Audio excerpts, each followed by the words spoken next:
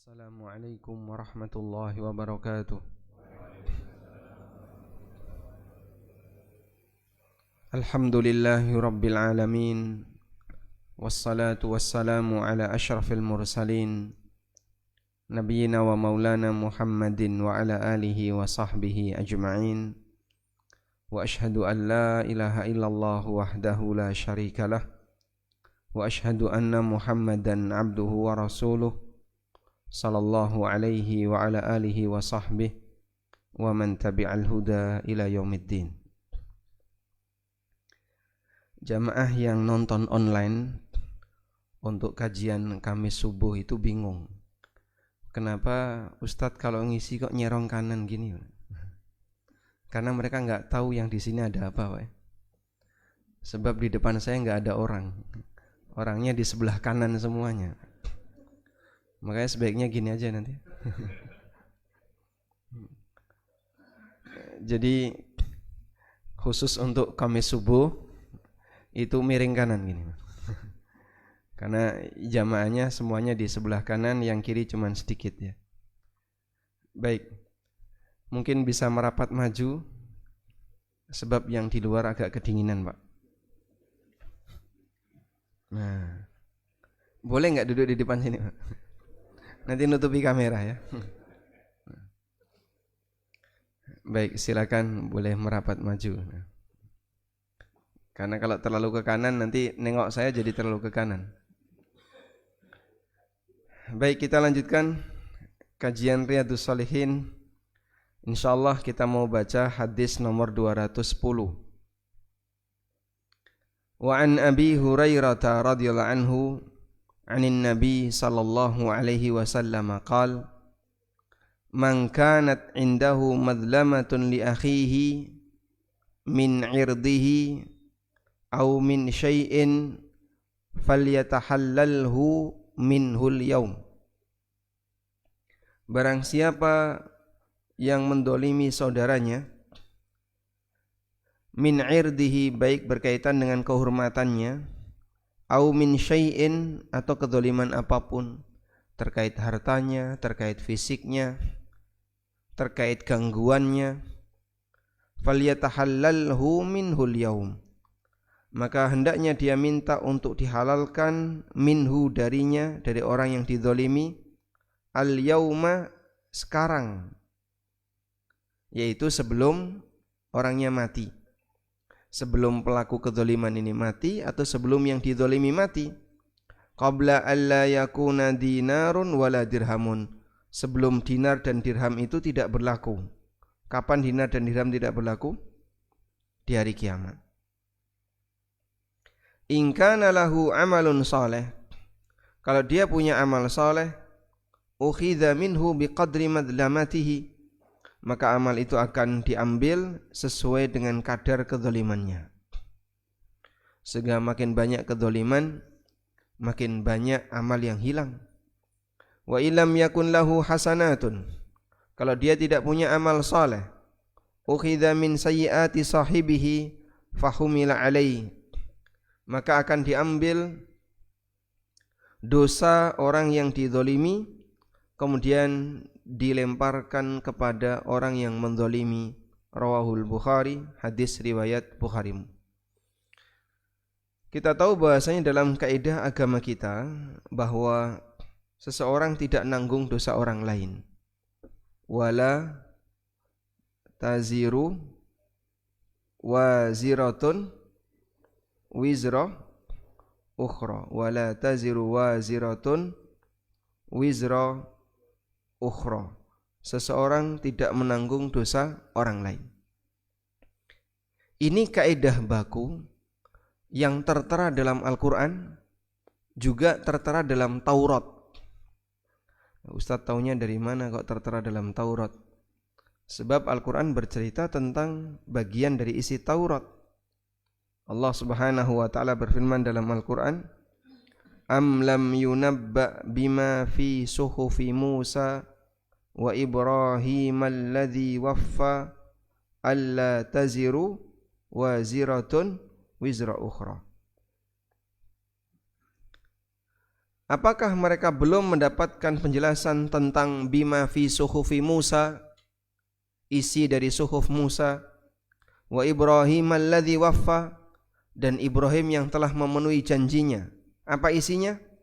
Dalam suhuf Musa dan suhuf Ibrahim ada pernyataan alla taziru waziratu wizra ukhra, seseorang tidak nanggung dosa orang lain, wa allaisa lil insani illa ma sa'a, dan seseorang tidak mendapatkan kecuali dari apa yang telah dia usahakan.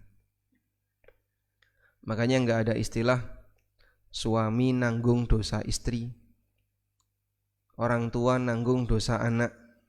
Salah atau benar? Ustadz nanggung dosa jamaah, Nabi nanggung dosa umat.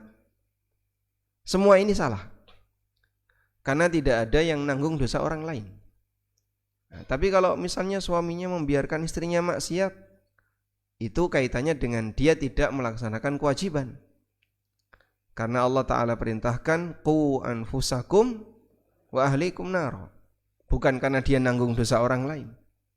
Sehingga kalau seorang suami atau orang tua sudah mendidik anak dan istrinya, tapi ternyata tidak ada perubahan, maka masing-masing menanggung kesalahannya. Sehingga Nabi Lut tidak menanggung dosa istrinya, Nabi Ibrahim tidak menanggung dosa bapaknya, Nabi Nuh tidak menanggung dosa anaknya dan istrinya. Nabi Isa juga tidak menanggung dosa umat manusia.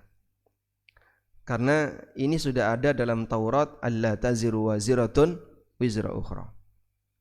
Kecuali pada satu keadaan, bahwa orang akan nanggung dosa orang lain disebabkan apa sebabnya? Disebabkan kedzaliman.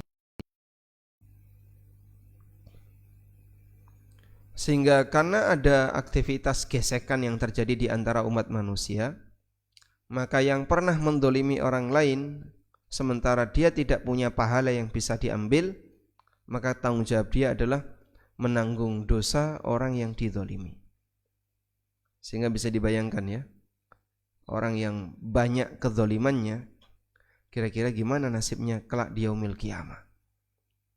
Apalagi kalau kedzaliman itu kedzaliman yang sifatnya struktural, atau kedzaliman yang dia dilegalkan sehingga nggak bisa dituntut, susah orang untuk membalas sebab kedzalimannya dilegalkan. Karena itu kenapa riba ditantang perang oleh Allah Subhanahu wa taala? Ini kan zalim yang dilegalkan. Siapa yang melegalkan? Masyarakat. Sehingga orang ketika dia punya utang lalu dia bayar lebih, saya nggak mau bayar lebih, oh dituntut terus, ditagih terus, bahkan sampai bunga berbunga. Sehingga disebabkan karena adanya bunga yang terus berkembang, maka yang awalnya utangnya cuma 10 juta bisa sampai 100 juta. Bahkan ya bisa jadi ya, bank yang tidak punya ATM. Tahu Pak bank yang tidak punya ATM?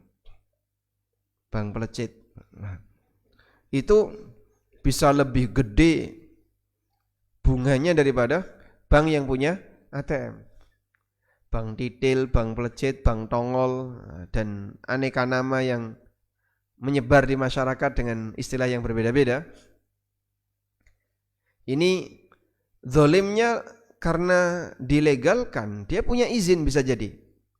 Bahkan tertera di situ ada OJK-nya, ada logo LKS-nya, ada logo ini, logo ini. Dia punya izin. Akhirnya dia memeras orang lain atas nama hukum. Sehingga orang yang makan riba kelak di yaumil qiyamah ditantang perang oleh Allah.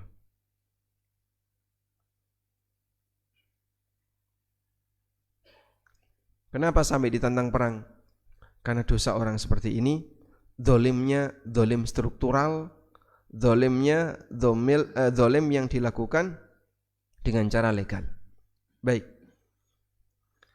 Selanjutnya, mengingat akan adanya hal ini, maka Nabi SAW memberikan sebuah pesan.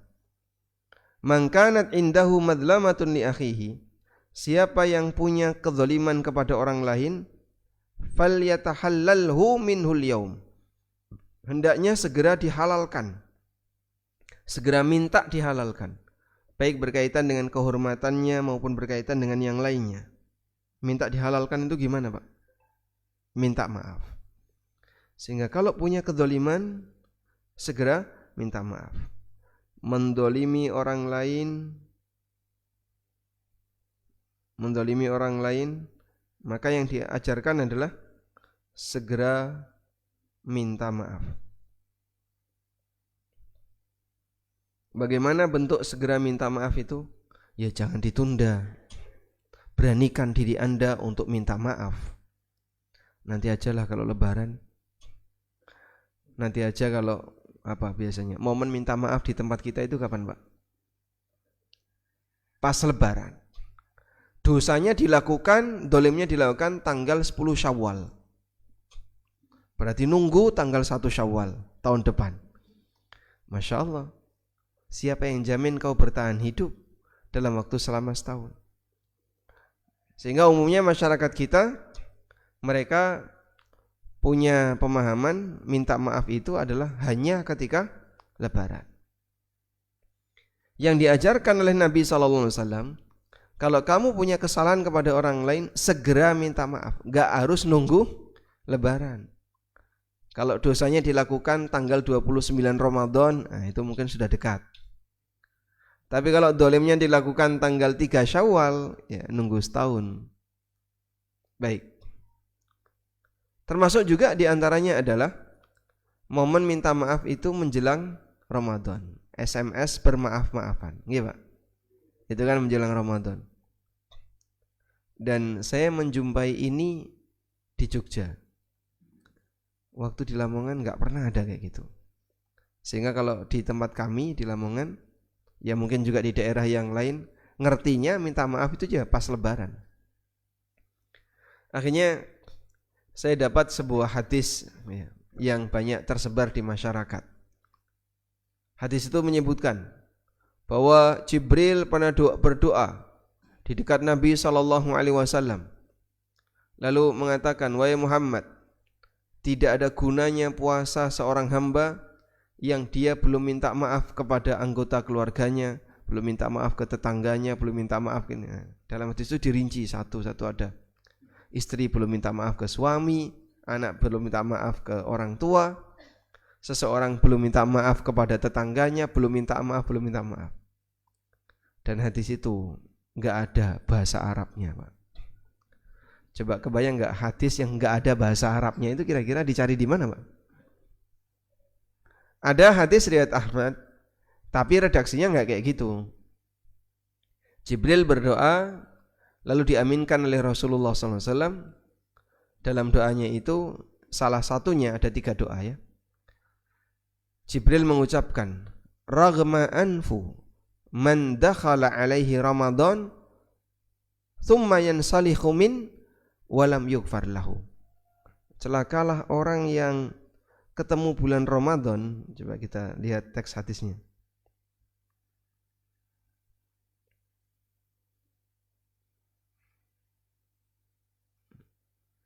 Hadisnya berikut ini ya. Dalam hadis riwayat At-Tirmidzi, Imam Ahmad dan yang lainnya. Kemudian juga disebutkan dalam riwayat Muslim dalam redaksi yang berbeda. Raghma anfu rajulin, celakalah orang yang dzukirtu indahu, ketika namaku disebut, falam yusalli alayya, namun dia tidak membaca salawat. Makanya biasakan kalau ada orang menyebut nama Nabi SAW, kita bilang apa? Sallu alaihi. Betul atau salah? Sallu alaihi itu artinya apa, Pak? Sallu alaihi itu artinya apa? Mari bersolawat. Itu ngajak orang untuk bersolawat. Nah seharusnya yang ngajak juga ikut bersolawat. Tidak cuma teriak sallu alaihi terus dia diam. Karena sallu alaihi itu belum bersolawat, tapi dia ngajak orang bersolawat. Sallu alaihi artinya mari kita bersolawat. Seharusnya kalau kita mendengar nama Nabi SAW, kita mengucapkan sallallahu alaihi wasallam. Wa raghma anfu rajulin, celakalah seseorang, dakhala alaihi Ramadan, dia ketemu bulan Ramadan, tsumman salakha, sampai Ramadan itu selesai, qabla ayyughfara lahu, sementara dosanya belum diampuni. Ramadan yang demikian dahsyat amalannya, orang ini masuk membawa dosa. Keluar Ramadan nambah dosa. Gimana kira-kira itu? Jadi sepanjang Ramadan dia tidak mengurangi dosanya, tapi malah nambah dosanya. Puasanya sangat tidak berkualitas, tapi di saat yang sama maksiatnya gak pernah berhenti. Sehingga selesai Ramadan bukan pulang bawa dosa, pulang dosanya hilang, tapi malah keluar Ramadan bawa dosa. Wa raghma anfu rajulin, dan celakalah orang, adraka indahu abawahul kibar, dia ketemu dengan orang tuanya yang sudah sepuh. Dia masih menjumpai orang tuanya yang sudah sepuh. Au ahaduhuma, atau salah satunya, falam yudkhilahul jannah, sementara dia tidak bisa masuk surga disebabkan karena kebaktian kepada orang tua. Kau punya kesempatan. Bapakmu, ibumu sudah di usia 70-an tahun. Tapi ternyata itu tidak bisa memasukkan sang anak ini ke dalam surga. Biasanya lebih berat mana? Ngerawati orang tua atau ngerawati anak? Ngerawati orang tua atau ngerawati anak? Ngerawati? Lebih berat orang tua. Kenapa? Kenapa, Pak? Lebih berat mana, ngerawati orang tua atau ngerawati anak? Lebih berat? Umumnya orang lebih berat ngerawat orang tua. Sehingga kalau anak itu ya, orang tua ngerawati anak, semangatnya apa, Pak? Biar anaknya ini sehat, besar, umur panjang. Kalau anak ngerawati orang tua, harapannya apa?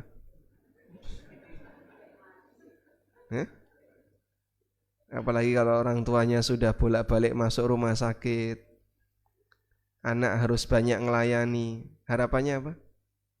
Kapan sehat, cepat gede. Baik. Nah, maka yang benar seharusnya berkaitan dengan bulan Ramadan itu ini. Celakalah orang yang ketemu bulan Ramadan, sampai Ramadan selesai dosanya belum diampuni. Nah, berarti kan harus minta maaf, Pak, sebelum Ramadan. Ya tidak ada hubungannya. Minta maaf itu bisa dilakukan kapanpun saat kita bersalah. Tapi ini menjelaskan kalau orang berada di bulan Ramadan, upayakan untuk menghindari maksiat. Sebab ketika orang itu berpuasa, tapi di saat dia berpuasa dia enggak berkualitas puasanya karena banyak maksiat, ibadah puasanya dianulir. Makanya Nabi SAW pernah menyebutkan, man lam yada' qaulaz zur wal amala bihi, siapa yang tidak bisa meninggalkan ucapan dusta, siapa yang tidak bisa meninggalkan amalan dusta, maksiat ya, ucapan dusta, amalan dusta, falaisa lillahi hajatun fi ayyada'a ta'amahu wa syarabah, Allah enggak butuh puasanya. Hadis riwayat Bukhari, Abu Dawud, At-Tirmidzi. Sehingga puasa itu apa, Pak? Puasa itu ibadah ritual. Puasa itu ibadah ritual. Sedangkan menghindari maksiat menghindari maksiat. Itu ibadah taat aturan. Apa yang terjadi? Saat orang melakukan ibadah ritual, tapi di saat yang sama dia tidak taat aturan, ibadah ritualnya ini enggak berlaku. Makanya jangan bangga dulu dengan rajin puasa, rajin qiyamul lail, rajin baca Quran, tapi seneng nyakiti tetangga. Dia suka menghina orang lain, dia menggibah banyak orang, dia apalagi mengambil harta orang dan seterusnya.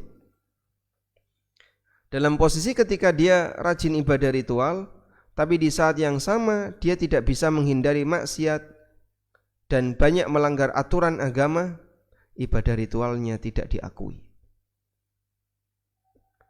Karena itulah Nabi SAW ketika mendapatkan aduan tentang seorang wanita yang beliau rajin sholat, rajin puasa, tapi suka menyakiti tetangga, wa dzukira min siyamiha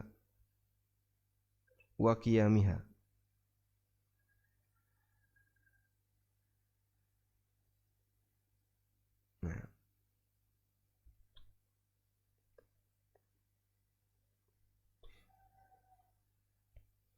Sebagaimana hadis berikut ini ya. Qala rajulun, ada orang yang melapor, ya Rasulullah, inna fulana, ya Rasulullah, ada seorang ibu fulana, tudhkaru min kathrati salatiha wa siyamiha wa sadaqatiha.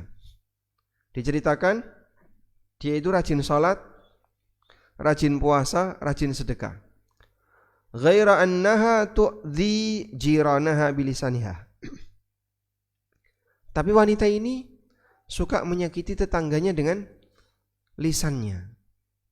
Coba yang namanya wanita, kemampuan menyakiti orang lain pakai apa, Pak? Pakai pukulan atau tendangan? Insyaallah, wanita gagah perkasa itu ya. Sehingga dia suka menyakiti orang lain, senjatanya adalah lisan. Qala, kata Nabi SAW, hiya finnar, dia di neraka. Jadi kemana yang katanya tadi rajin salat, rajin puasa, rajin sedekah, hilang semua, gak berlaku. Disitulah ibadah ritual menjadi gagal gara-gara yang bersangkutan tidak taat kepada aturan. Makanya ibadah taat aturan itu berat, sebab itu tugas panjang hayat. Dan ini yang menjadi kata kunci keberhasilan ibadah ritual. Sehingga ada orang yang berpikir seperti ini. Saya sudah sering kajian, sering belajar agama, tapi untuk ngegas ibadah kok kayaknya masih malas, Pak. Itu gimana caranya? Apa pengaruh yang Anda rasakan ketika Anda belajar agama? Ya setelah saya tahu, saya mulai belajar meninggalkan yang haram.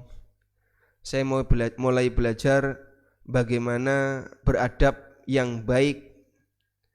Sehingga dulu sebelum dia belajar agama, makan itu enggak pakai aturan, mau tangan kanan, mau tangan kiri. Enggak kepikiran salah ketika dia bebas tangan. Ngerokok pakai tangan kiri. Ya, salah atau benar? Harusnya pakai tangan? Oh, harusnya enggak ngerokok ya. Padahal Nabi SAW menyebut minum pakai tangan kiri, makan tangan kiri itu kebiasaan setan. Tapi sebagian orang tidak ada perasaan bersalah di posisi ketika dia menggunakan tangan kirinya. Orang misalnya ke toilet, ya, masuk toilet, tangan kanan dulu atau tangan kiri dulu?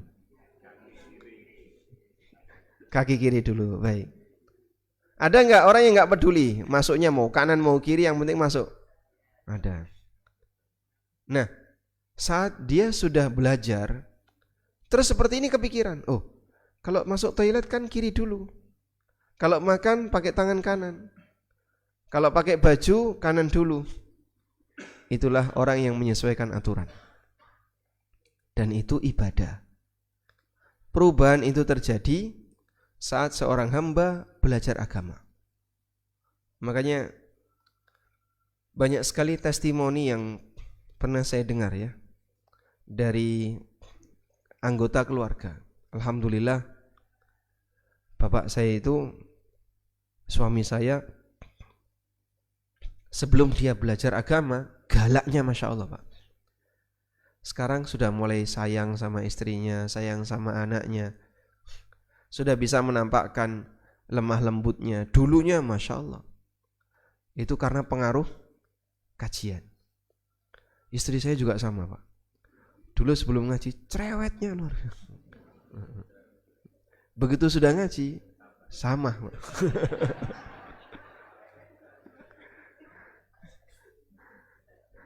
Jadi ya, begitu sudah ngaji alhamdulillah ada perubahan. Sekarang lebih sopan di hadapan suaminya, lebih bisa menata diri dan seterusnya. Itulah pengaruh dari ilmu. Itu ibadah Pak.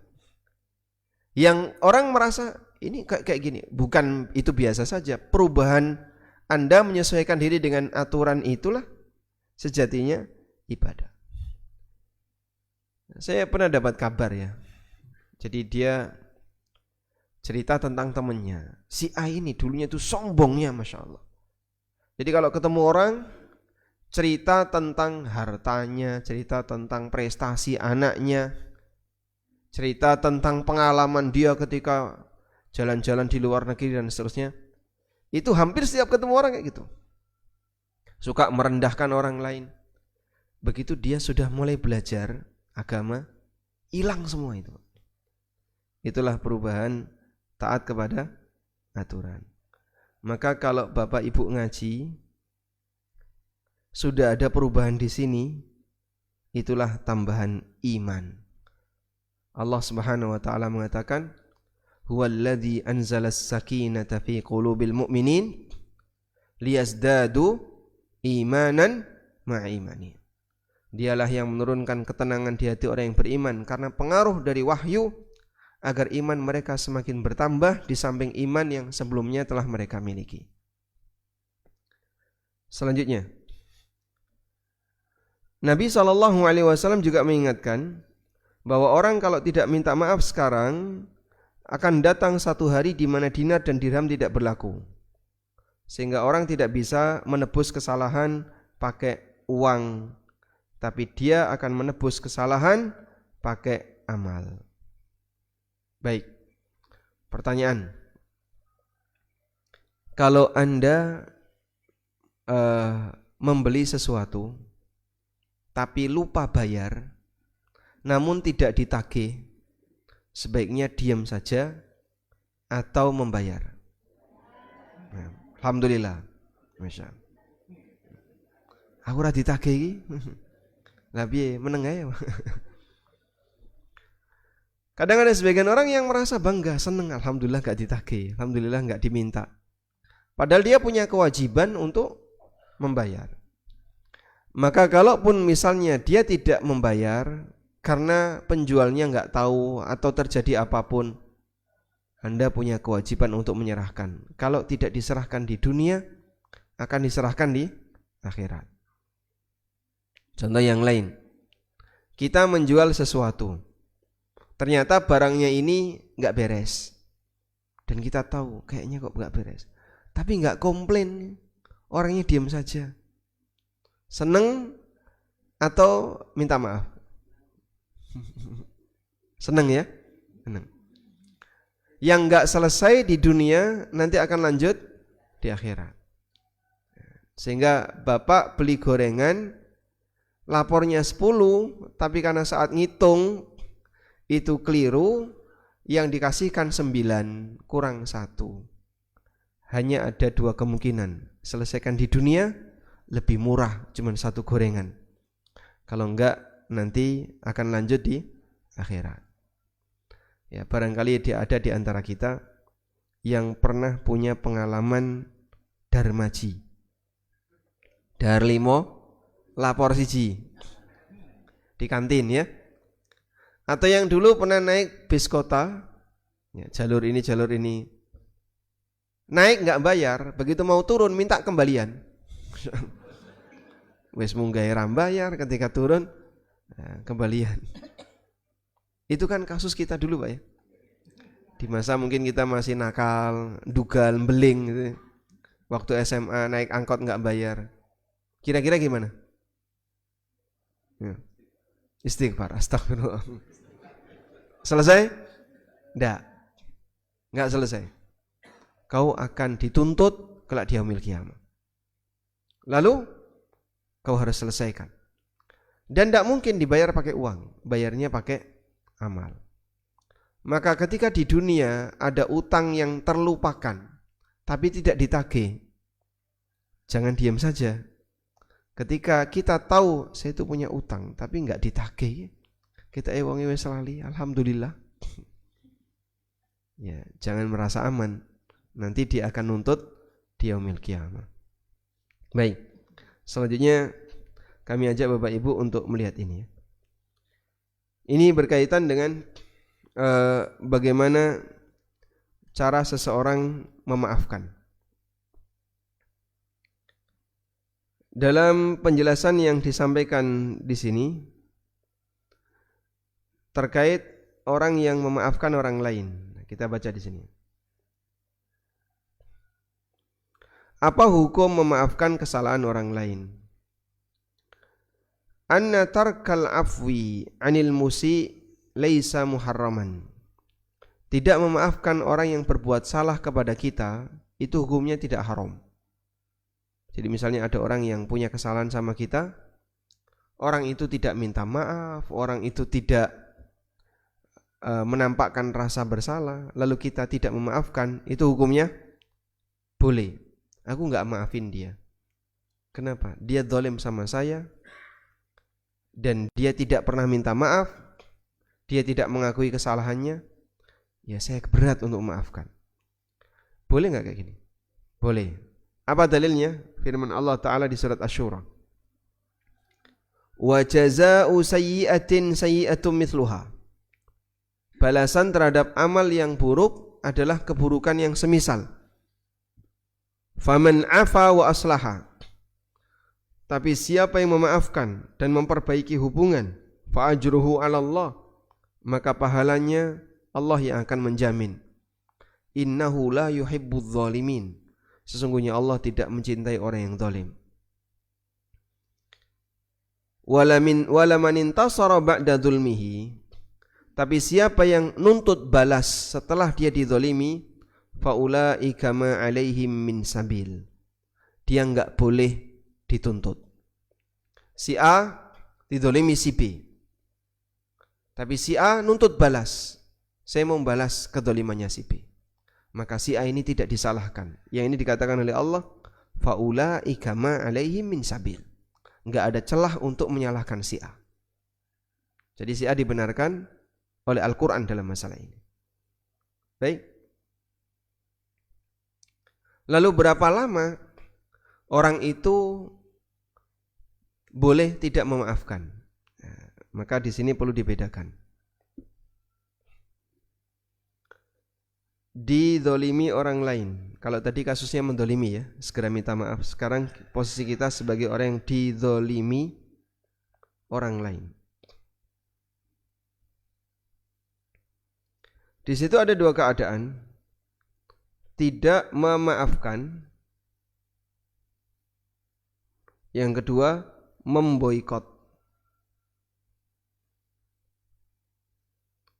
Kalau tidak memaafkan, boleh bertahan selama yang bersangkutan tidak minta maaf, selama yang bersangkutan tidak merasa bersalah. Kalau memboikot, di sini ada dua keadaan. Untuk urusan dunia, Nabi SAW ngasih izin maksimal 3 hari. Untuk urusan akhirat, untuk urusan agama, maka boikotnya sampai taubat. Baik, sekarang kita lihat berikut ini. Wa yajuzu laka hajru man asa'a ilaika thalatha layalin la aktsar. Kamu boleh memboikot orang yang telah berbuat dolim kepadamu maksimal 3 hari, tidak boleh lebih. Berdasarkan sabda Nabi SAW, la yahillu li muslimin, tidak halal bagi muslim, ayyahjura akhahu, untuk memboikot saudaranya, fauqa thalathi layalin, lebih dari 3 hari. Yaltaqiyani, ketika ketemu, fayaridu hada wa yaridu hada, yang satu melengos kanan, yang satu melengos kiri. Jotaan. Ketika ketemu mereka saling buang muka. Wa khairuhuma alladhi yabda'u bisalam, yang terbaik adalah yang memulai menyampaikan salam.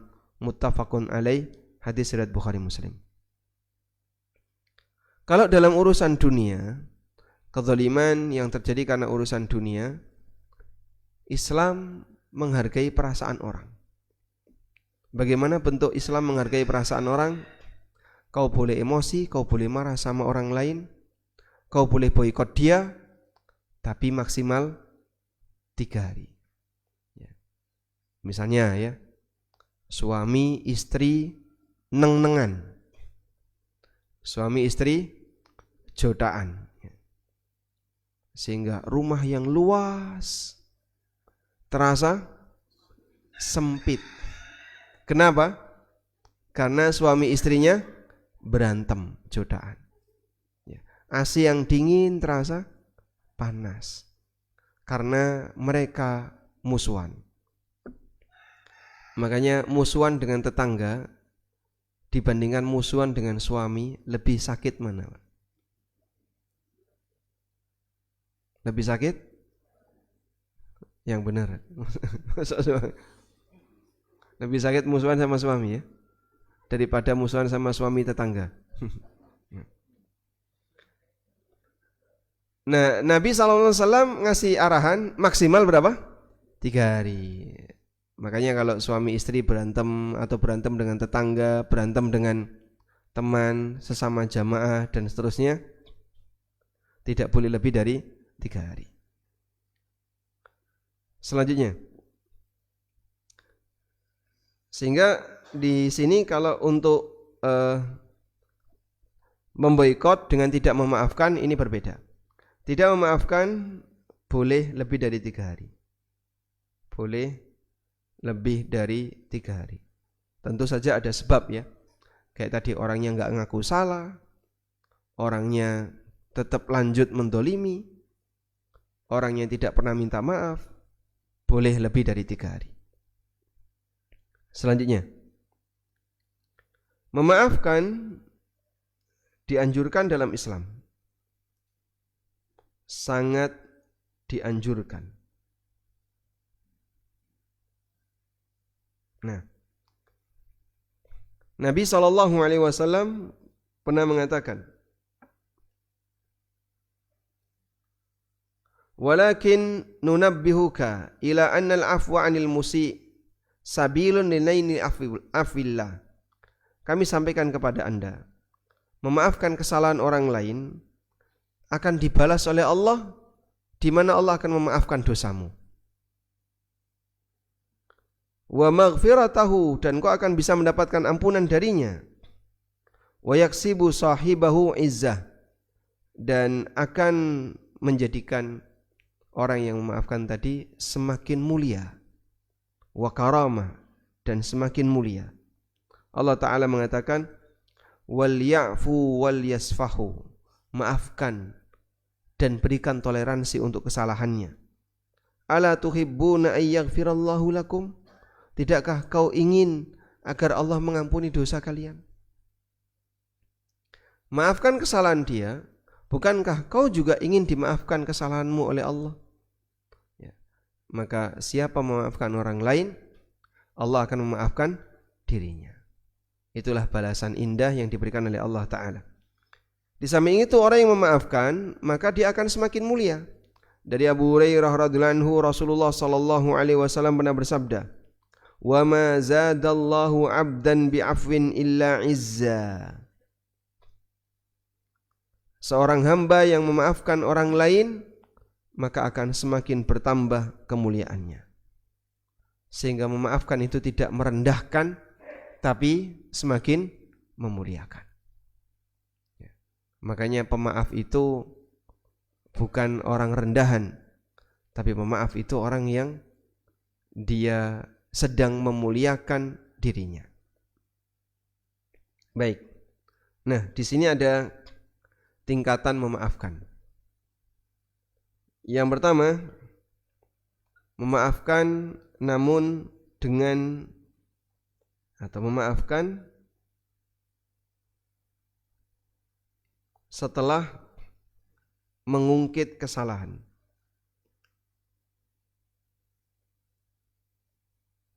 Jadi misalnya seseorang minta maaf sama kita, saya minta maaf ya, kemarin sempat salah sama kamu. Terus kita ngomong, sebenarnya saya sakit hati banget waktu itu. Saya sakit hati sekali. Waktu kau kayak gini itu saya sakit hati, saya sakit hati. Dia berkali-kali ngomong kayak gitu. Jadi diungkit-ungkit dulu. Tapi sekarang sudahlah, saya maafkan kamu. Komentar dulu, baru bilang memaafkan. Ada tingkatan yang lebih tinggi. Memaafkan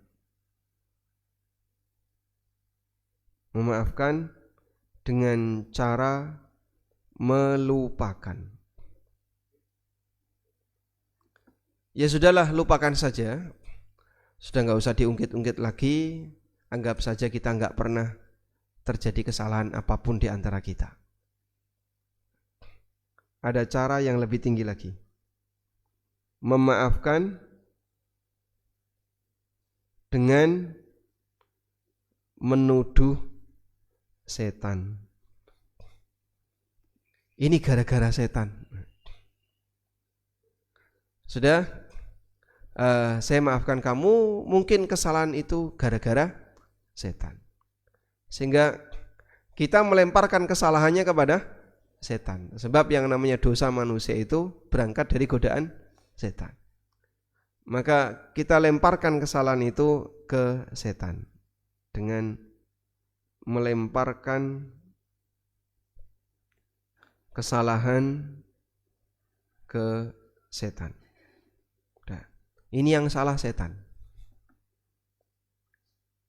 Coba Anda lihat ayat berikut ini. Allah Subhanahu wa taala bercerita tentang seorang nabi yang sangat pemaaf. Nabi siapa itu? Yusuf alaihissalam. Min ba'di an nazagha syaitanu baini wa baina ikhwati. Jadi apa kesalahan saudaranya Yusuf kepada Yusuf? Uji coba membunuh Yusuf. Lalu masukkan Yusuf ke dalam sumur. Bagaimana cara mereka masukkan Yusuf ke dalam sumur, Pak? Dilucuti dulu pakaiannya. Bajunya Yusuf diambil. Dilucuti pakaiannya. Baru Yusuf dimasukkan ke dalam sumur. Lalu bajunya dibawa pulang. Dikasih darah kambing. Sehingga dia bilang ke bapaknya yang dikatakan oleh Allah dalam Al-Quran, bidamin kadzib, dengan membawa darah dusta. Nah, sampai pada posisi Yusuf sudah menjadi menteri, lalu saudara-saudaranya didatangkan ke Mesir. Coba kita lihat di sini. Wa rafa'a abawaihi 'alal arsy. Beliau mengajak kedua orang tuanya untuk naik ke atas singgasana. Wa kharru lahu sujjada, dan semua saudaranya sujud kepada Yusuf. Wa qala, lalu Yusuf mengatakan, ya abati, wahai ayahku, hadza ta'wilu ru'yaya, dari mimpiku, min qablu, yang dulu pernah aku alami. Jadi Yusuf mimpi waktu beliau kecil, dan mimpi itu terrealisasi setelah beliau dewasa. Berapa tahun itu? Ya? Puluhan tahun, Pak. sampai beliau jadi nabi. Dan nabi itu kan bukan begitu balik jadi nabi, tapi dewasa dulu baru jadi nabi. Ya mungkin di usia 30-an tahun Yusuf baru jadi nabi. Qad ja'alaha rabbi haqqan. Allah telah jadikan mimpi itu realita. Ya. Makanya bisa jadi ada orang yang enggak punya anak terus mimpi gendong anak. Ya mungkin 30 tahun lagi kau baru punya anak. Sehingga mimpi itu terkadang diwujudkan oleh Allah berpuluh-puluh tahun setelah kejadian mimpi itu. Wa qad ahsana bi id akhrajani minas sijni. Dan Allah telah berbuat baik kepadaku ketika Dia mengeluarkanku dari penjara. Wa jaa bikum minal badwi. Dan Allah datangkan kalian minal badwi, dari pelosok. Pelosok itu badui. Min ba'di an nazagha syaitanu baini wa baina ikhwati. Yang sebelumnya setan pernah ganggu antara aku dengan saudara-saudaraku. Masya Allah. Jadi Yusuf ketika saudaranya sudah ada di depan matanya dan saudaranya ini sudah tunduk sujud kepada Yusuf, beliau tidak balas dendam. Beliau bilang, dulu kita pernah digelincirkan oleh setan. Masya Allah. Padahal Yusuf kalau mau menjebloskan saudaranya ke penjara bisa enggak, Pak? Oh gampang sekali, Pak. Siapa yang kemarin masukin saya ke sumur? Angkat tangan. Mana? Di depannya itu. Enggak ada yang angkat tangan, masuk penjara semua. Subhanallah. Tapi maafnya Yusuf, maaf di posisi puncak. Sehingga walaupun Yusuf ini pernah disakiti, ada uji coba pembunuhan kepada beliau, dan itu dilakukan oleh orang-orang dekatnya, namun Yusuf menyatakan ini karena pengaruh dari godaan setan. Wallahu ta'ala alam. Cukup, Pak?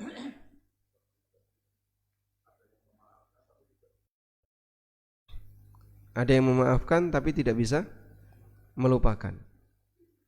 Ya, berarti belum memaafkan.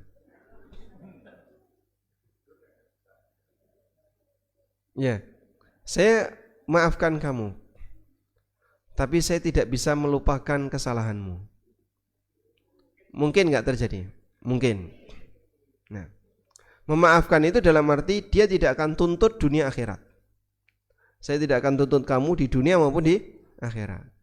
Tapi sakit hatinya belum hilang, masih terngiang. Nah, ini belum bisa sampai pada tingkatan 2 maupun 3. Contohnya Nabi SAW dan Al-Wasi. Beliau memaafkan Al-Wasi dalam arti tidak nuntut, tapi Al-Wasi disuruh menyingkir. Karena beliau kalau melihat Al-Wasi itu teringat Hamzah. Ya, insya Allah sah sebagai memaafkan. Meskipun belum melupakan. Beda dengan ini ya. Aku maafkan, tapi akan aku tuntut kamu di akhirat. Nah, itu berarti belum memaafkan. Sehingga ngomong memaafkan tapi mau nuntut di akhirat berarti belum memaafkan. Nah, walhamdulillah. Ada lagi yang mau disampaikan? Ya. Mikrofonnya.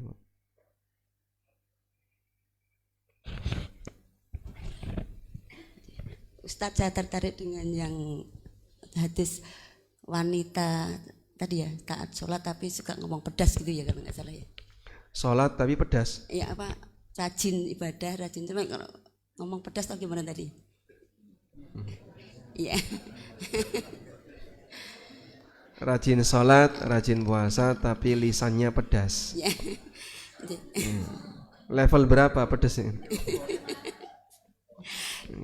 Kalau kita menjumpai seperti itu di masyarakat, sebenarnya maksudnya baik, mengajak kebaikan gitu ya.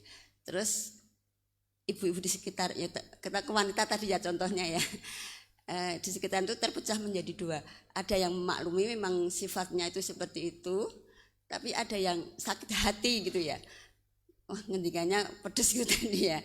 Bagaimana kita yang paham memaklumi itu mengingatkan ke ibu-ibu itu loh sebenarnya. seperti gimana caranya gitu loh, biar tidak tersinggung dan ibu-ibu yang lain itu apa ya memaklumi juga gitu dengan sifat-sifat itu. Matur nuwun. Baik. Terkadang ada kasus seperti ini ya. Minta dimengerti. Minta dimengerti ya. Misalnya ada orang yang punya karakter lisannya pedas. Terus jadi ingatkan, kamu itu kalau ngomong jangan kayak gitu. Lah piye meneh aku wis kaya ngene kok. Aku kan orang Jawa Timur, misalnya. Mohon maaf ya, bukan karena menyudutkan Jawa Timur. Nek wong Jawa Timur ki ya ceplas-ceplos onone kaya ngene. Tampa ora ditampa onone kaya ngene. Loh, kenapa kamu harus minta dimengerti bahkan beralasan dengan asal dari daerah tertentu? Apakah kemudian kalau kamu orang Jawa Timur terus bebas dolim? Oh, Ustaz jangan menyudutkan Jawa Timur. Loh, aku juga Jawa Timur loh ya. Saya ini pernah terjadi di pondok ini ya. Sampai yang lain tuh ketawa ya. 2 santri berantem. Nah, saat mereka kerengan, saat berantem itu ketemu. Yang satu bilang, aku orang timur. Yang satu bilang, aku orang barat. Ketemu di Jogja. Yang satu orang timur-timur. Orang mana? NTT. Yang satunya orang Medan.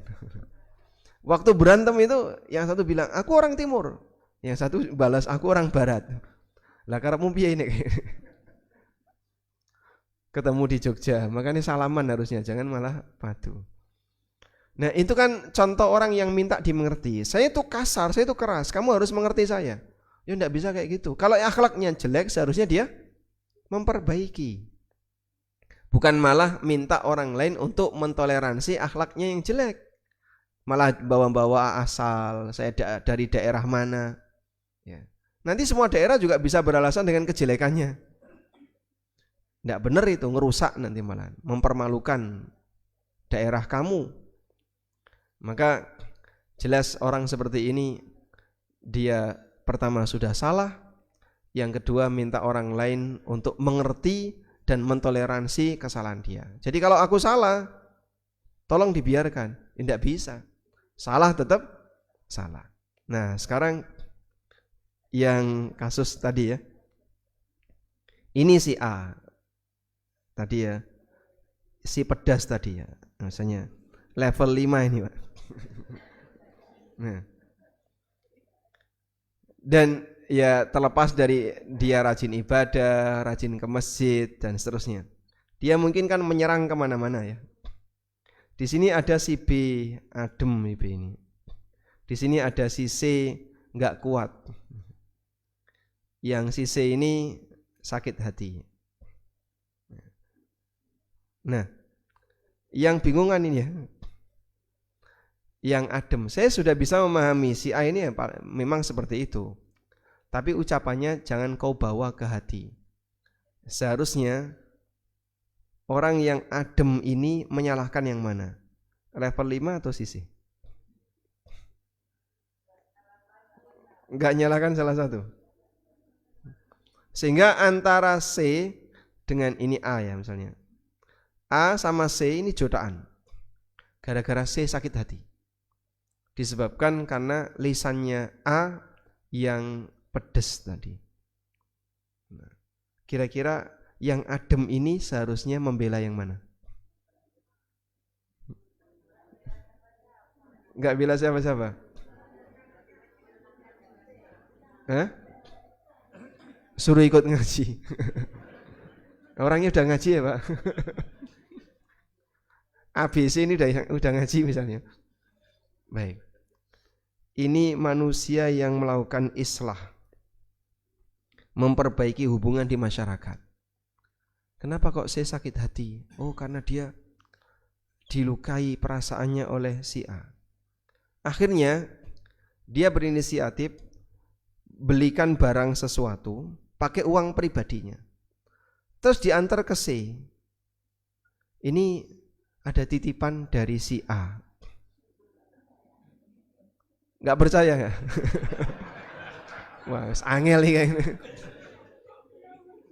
Ini mau diupayakan biar akur, sampai dia rela untuk keluar biaya pribadi, tapi ternyata yang sudah sakit hati dia nggak sanggup untuk melupakannya. Padahal sudah dikasih hadiah. Ya, kamu kira-kira sakit hatinya sampai level mana? Wah, saya loro banget aku. Dia belikan sesuatu, dikasihkan atas nama si A, ternyata belum mengobati. Ya sudah agak susah kayak gitu. Hah? Terangkan bagaimana solusinya. Oke, kira-kira yang sudah berpengalaman kira-kira diapain? Nih, jenengan langkung berpengalaman dibandingkan kita.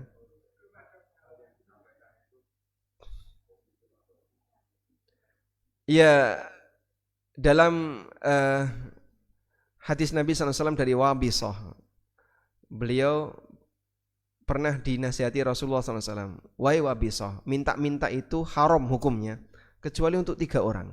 Nah, salah satu yang dikecualikan Nabi SAW boleh minta-minta adalah orang yang mengeluarkan harta banyak untuk islahu dzatil bain, memperbaiki hubungan 2 orang yang retak. Jadi pakai materi, pakai harta. Ini A dan C musuhan. Ya sudah, saya keluar modal misalnya 5 juta. Gimana caranya biar A dan C ini tidak musuhan? Jadi dia gunakan pendekatannya pakai materi. Kalau bisa seperti itu, maka orang yang mendamaikan pakai materi tadi, dia itu sampai boleh ngemis, boleh minta donasi. Saya minta donasi karena saya mau mendamaikan hubungan antara si A dan si C. Caranya gimana? Dia mungkin belikan barang tertentu, terus dikirim kepada kedua belah pihak atas nama, ya. Ketika ngasih ke C, ini titipan dari si A. Ketika ngasih si A, ini titipan dari si C. Nah, semoga dengan cara seperti itu terus mereka bisa akur.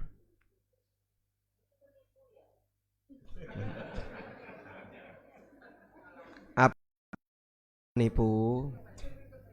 Ya. Berdusta dalam rangka untuk kebaikan. Sebenarnya ada cara yang tidak berdusta. Dia tinggal bilang saja, ini ada dana, saya titip ya, atas nama kamu mau saya kasihkan ke sana. Sehingga mungkin ada pengantar pakai atas nama yang bersangkutan. Nah, mudah-mudahan dengan cara demikian nanti dia bisa akur. Wallahu a'lam. Mau dicoba, Pak? Tapi wis ngerti teori ini, wow paling gitu kok. Wallahu a'lam. Baik, itu dulu. Wassalamualaikum. Oh, monggo, Pak. Assalamualaikum warahmatullahi wabarakatuh. Waalaikumsalam warahmatullahi wabarakatuh. Mohon pencerahan tentang sholat sunnah.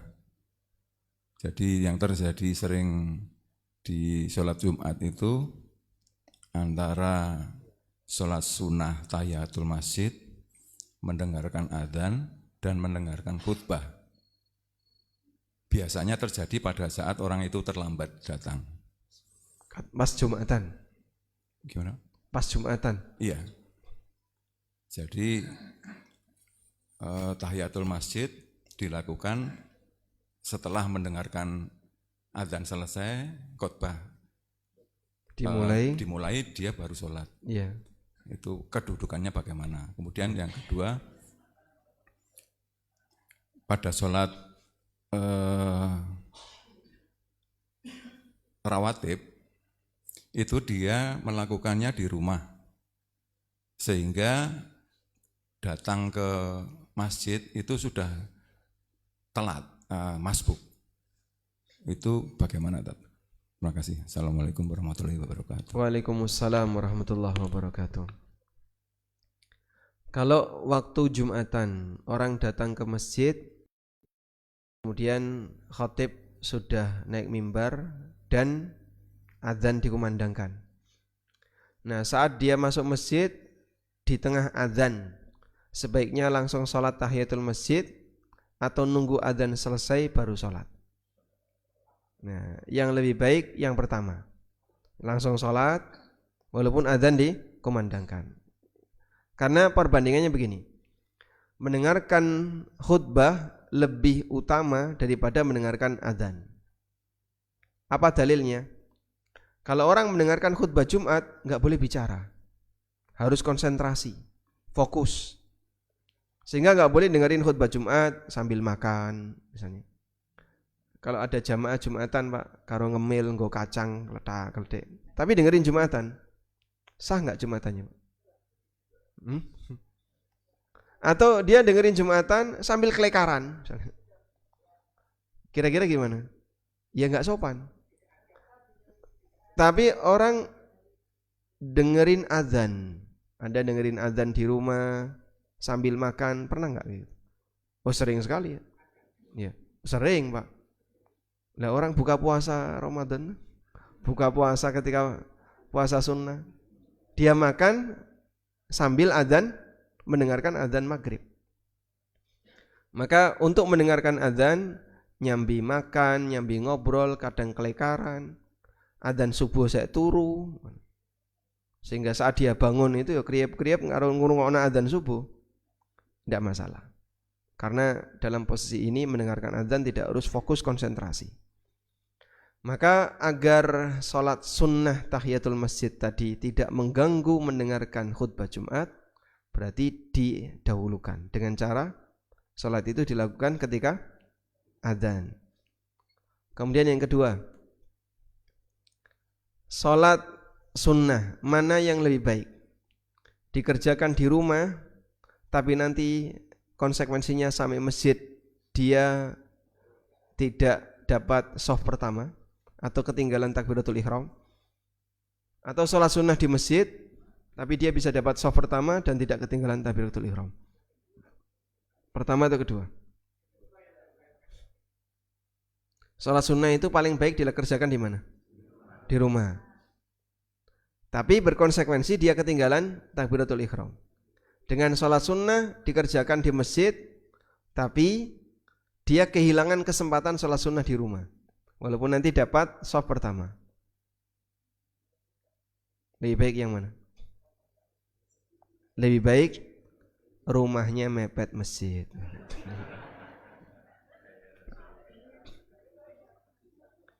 Yang paling baik adalah yang jadi imam. Itu enggak mungkin ketinggalan takbiratul ihram. Baik, yang lebih baik adalah sholat sunnah di masjid, agar dia bisa mendapatkan shaf pertama dan tidak ketinggalan takbiratul ihram. Wallahu a'lam. Baik, pun jika apa Pak? Wassallallahu ala nabiyyina Muhammadin wa ala alihi wa sahbihi wasallam. Wa akhiru da'wana anil hamdulillahi rabbil alamin. Wassalamu alaikum warahmatullahi wabarakatuh.